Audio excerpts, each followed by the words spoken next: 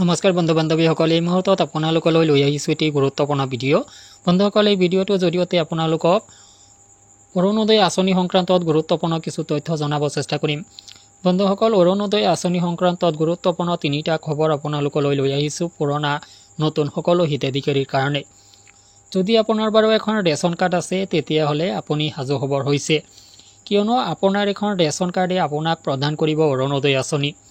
এই সংক্ৰান্তত গুৰুত্বপূৰ্ণ তথ্য জনাম। পুৰণা হিতাধিকাৰীসকলৰ কাৰণে এটা বেয়া খবৰ আছে, এই খবৰখিনি জনাম। এইবাৰ পুৰণা হিতাধিকাৰী হিচাপে আপুনি 1250 টকা সময়মতে লাভ নকৰিব নেকি? এই সংক্ৰান্ততো গুৰুত্বপূৰ্ণ কিছু তথ্য আপোনালোকক শ্বেয়াৰ কৰিব যত্ন কৰিছোঁ।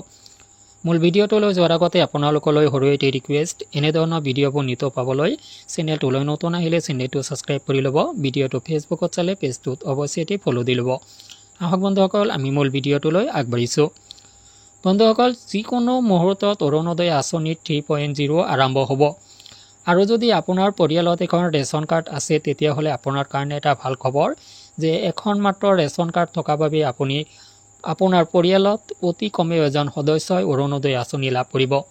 আৰু অৰুণোদয় 3.0 যেতিয়া আৰম্ভ হ'ব, আপুনি অৰুণোদয় আঁচনিত আপুনি দীক্ষিত নহ'ব। ইয়াৰ বাবে আপুনি কৰিব লাগিব আবেদন।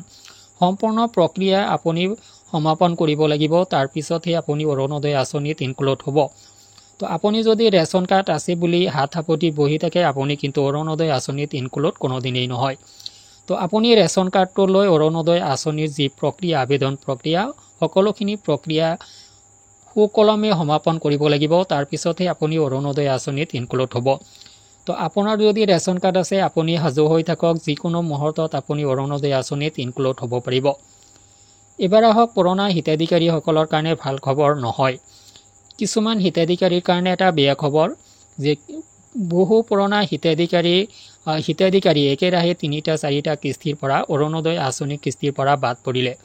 তো একেৰাহে 3-4টা কিস্তিৰ পৰা বাদ পৰা মানে আপোনাক অৰুণোদয় আঁচনিৰ পৰা কৰ্তন কৰি দিয়াৰ পূৰ্ণ সম্ভাৱনা থাকে।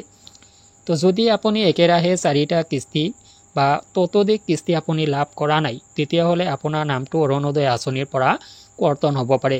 কিয়নো আপোনালোকে যিসকল পুৰণা হিতাধিকাৰী আপোনালোকে গম পায়, অৰুণোদয় আঁচনিৰ হিতাধিকাৰী হিচাপে আপুনি যেনেকুৱাভাৱে ধন লাভ কৰি থাকে, অৰুণোদয় আঁচনিৰ হিতাধিকাৰীসকলক মাজে মাজে ৰিভিউ কৰা হয়। চৰকাৰী কৰ্মচাৰীসকলে ৰিভিউ কৰে আৰু ৰিভিউত বিভিন্ন ধৰণৰ বিসংগতি ধৰাৰ কাৰণে সেই হিতাধিকাৰীজনক অৰুণোদয় আঁচনিৰ পৰা বাদ দিয়া হয়, তেওঁৰ নামটো অৰুণোদয় আঁচনিৰ পৰা কৰ্তন কৰা হয়। তো অৰুণোদয় আঁচনিৰ পৰা কৰ্তন হোৱাৰ বিভিন্ন কাৰণবিলাকৰ ভিতৰত এইটো এটা কাৰণ যে আপুনি একেৰাহে 4টা বা ততোধিক কিস্তিৰ পৰা বঞ্চিত হৈছে। যদি আপুনি এনেকুৱা হৈছে তেতিয়াহ'লে আপুনি অতি শীঘ্ৰেই বিভাগীয় কৰ্তৃপক্ষৰ সৈতে আলোচনা কৰক, নহ'লে আপোনাৰ নাম অৰুণোদয় আঁচনিৰ পৰা কৰ্তন হ'ব পাৰে, ইয়াৰ পূৰ্ণ সম্ভাৱনা আছে। লগতে আপোনালোকক জনাওঁ যে পুৰণা হিতাধিকাৰী হিচাপে আপুনি এই মাহৰ 1250 টকা সময়মতে নাপাব নেকি?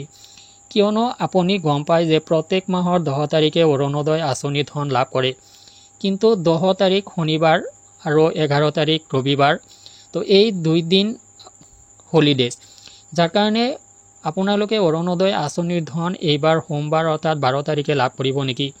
তো বন্ধুসকল, যদি ডিবিটিৰ মাধ্যমত যিহেতু এই ধনখিনি আপোনাৰ বেংক একাউণ্টত ক্ৰেডিট কৰি দিয়া হয়, যাৰ কাৰণে আপুনি 10 তাৰিখত অৰুণোদয় আঁচনিৰ ধনখিনি লাভ কৰিব পাৰে। যদি লাভ কৰা নাই তেতিয়াহ'লে আপুনি 2 দিন ৱেইট কৰিব লাগিব, অৰ্থাৎ সোমবাৰলৈ আপুনি অৰুণোদয় আঁচনিৰ ধনখিনি লাভ কৰিব পাৰে।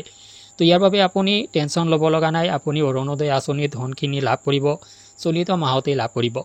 তো বন্ধুসকল, ভিডিঅ'টো সংক্ৰান্তত আপোনালোকৰ যদি কিবা জানিব লগা আছে ভিডিঅ' কমেণ্ট ছেকশ্যনত জনাব। আজিলৈ এৰিছোঁ, ধন্যবাদ।